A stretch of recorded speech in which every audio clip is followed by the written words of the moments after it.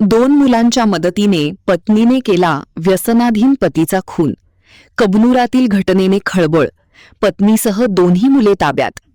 दारू पिऊन शिवीगाळ व होणाऱ्या मारहाणीस कंटाळून पत्नीने मुलांच्या मदतीने पतीचा खून केल्याची घटना कबनूरातील शिवाजी कॉर्नर येथे गुरुवारी रात्री घडली.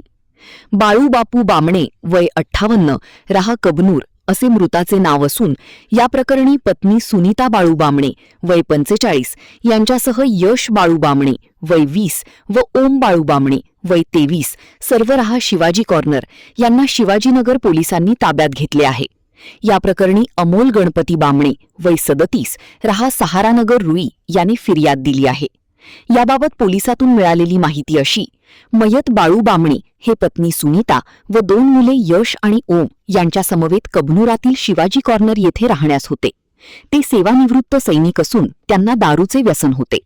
दररोज ते दारू पिऊन पत्नी आणि दोन्ही मुलांना शिवीगाळ करण्यासह मारहाण करीत होते.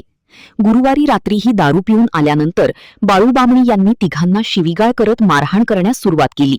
या सततच्या मारहाणीला कंटाळून रागाच्या भरात सुनीता, यश आणि ओम यांनी बाळू यांना लाथाबुक्क्यांनी मारहाण करण्यास सुरुवात केली.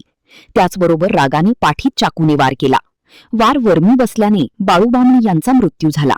या प्रकरणी शिवाजीनगर पोलिसांनी तिघा संशयितांना ताब्यात घेतले आहे. महान कार्य न्यूजसाठी सुभाष भस्मे, इचलकरंजी.